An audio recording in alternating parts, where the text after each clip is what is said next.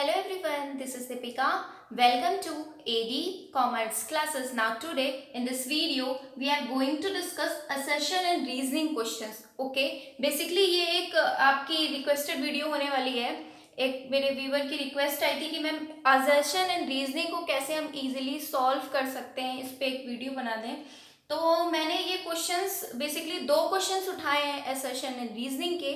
ये आपके क्वेश्चंस जून 2013 में आए हुए हैं, हायर एजुकेशन के क्वेश्चंस हैं. ओके, तो इन्हें पहले हम समझेंगे कि कैसे सॉल्व करना है और हमारे दो क्वेश्चंस भी कवर हो जाएंगे, हायर एजुकेशन के भी और असर्शन एंड रीजनिंग की. ठीक, ये मयंक शर्मा की रिक्वेस्ट पे ये वीडियो बन रही है. ओके, आप सभी के लिए इम्पोर्टेंट हो सकती है. ओके, पहला क्वेश्चन है, should India switch over to a two party system. क्या इंडिया को टू पार्टी सिस्टम में स्विच ओवर कर देना चाहिए. यहाँ पे एक सेंट्रल की बात हो रही है, यहाँ पे मतलब कोई पॉलिटिक्स नहीं लगानी है, सीधे सीधे क्वेश्चंस को हमें सॉल्व करना है. ओके, क्या इंडिया को दो पार्टी सिस्टम में स्विच ओवर कर देना चाहिए. यहाँ पे मतलब सेंट्रल की बात हो रही है, जैसे दो पार्टी कांग्रेस या बीजेपी, है ना, किसी भी दो पार्टी, मतलब सिर्फ इन्हीं का नाम नहीं है, किसी भी दो पार्टी में स्विच ओवर कर देना चाहिए.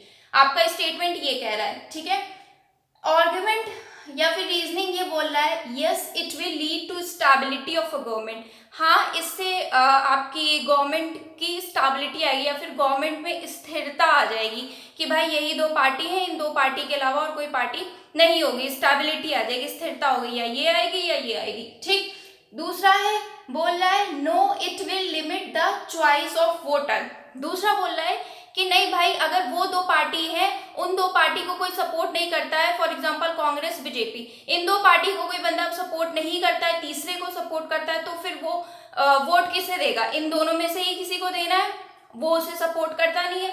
तो ये बात बोल रहा है, तो ये भी बात सही बोल रहा है. अब आपको करना क्या होता है, क्वेश्चन मैंने समझा दिया. करना ये होता है, स्टेटमेंट जो बोल रहा होता है, मतलब आपका स्टेटमेंट जो बोल रहा होता है उसके अकॉर्डिंग अगर आर्गुमेंट बोल रहा है तो आपका यहाँ पे फॉलो होगा. मतलब अब देखिए, स्टेटमेंट आपका बोल रहा था, should India switch over to two party system. क्या इंडिया को टू पार्टी सिस्टम में स्विच ओवर कर देना चाहिए.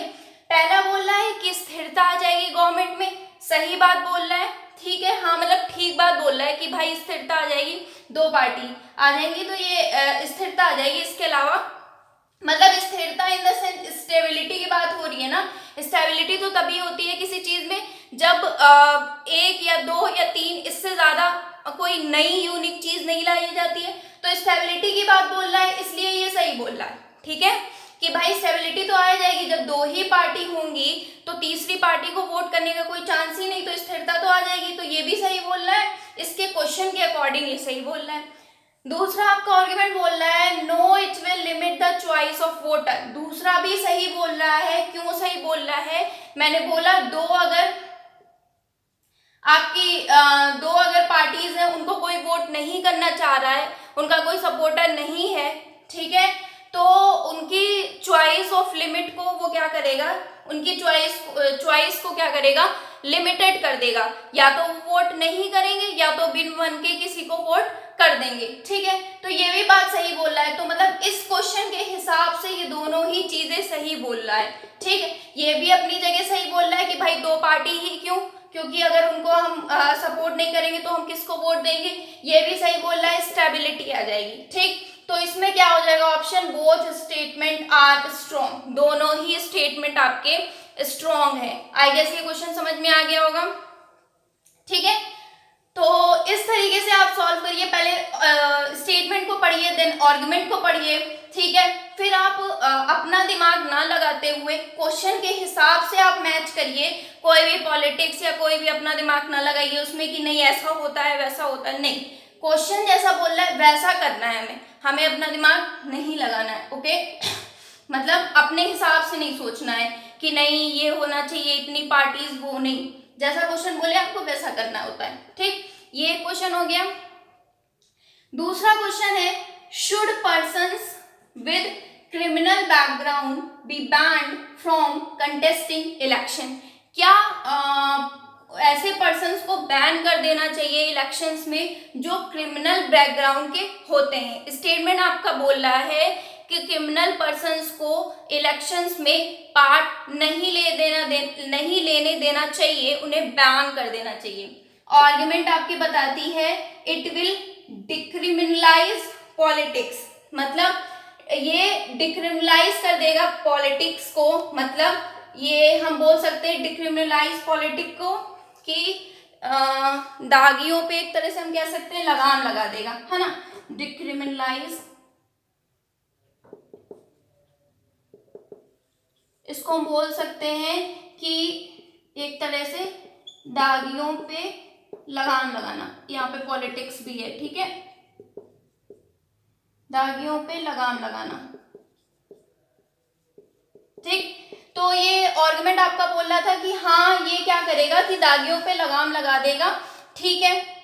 दूसरा बोल रहा है no it will encourage the ruling party to file frivolous cases against their political opponents. अब देखिए ये फ्रिवोलस क्या होता है, आपको अगर इंग्लिश के वर्ड्स ना समझ में आए एग्जाम में तो हिंदी पे आप मूव ऑन करके हिंदी पे आप पढ़ सकते हो, ओके। मतलब इसका मतलब होता है तुच्छ या फिर नीचा, ठीक, ये चीज होती है। नो इट विल इनकरेज, नहीं ये इनकरेज करेगा रूलिंग पार्टी को कि वो अपने क्या करे, तुच्छ या फिर फ्रिवोलस या फिर नीचे केसेस को क्या करें, उनके अगेंस्ट, पॉलिटिकल अपोनेंट्स के अगेंस्ट कर दे।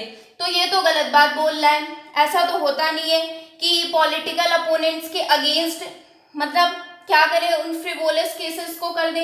नो इट विल इनकरेज, ये इनकरेज कर देगा, है ना, नहीं, no it will encourage the ruling party to file, जो रूलिंग पार्टी है वो अपना फाइल करे फ्रिवोलस केसेस को, फ्रिवोलस मतलब तुच्छ केसेस को, किसके अगेंस्ट, पॉलिटिकल अपोनेंट्स के।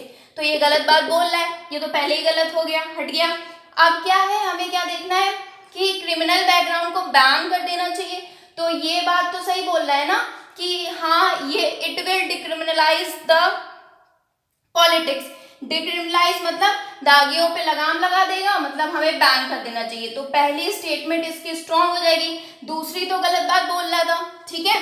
आई गेस आपको ये समझ में आ गई होगी, ये वाली भी स्टेटमेंट और ये वाली भी स्टेटमेंट, ठीक। इसी तरह के तरीके के कुछ असर्शन एंड रीजनिंग के आपके क्वेश्चंस आते हैं जो आपको सॉल्व करने होंगे एग्जाम में, ठीक है।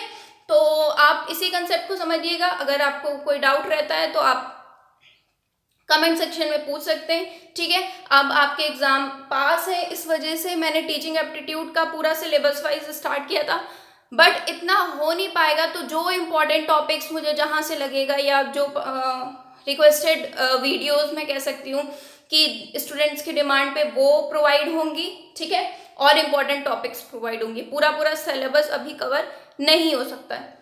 आई गेस समझ में आ गया होगा। It was in this video, meet you in my next video, till then stay happy and keep learning guys.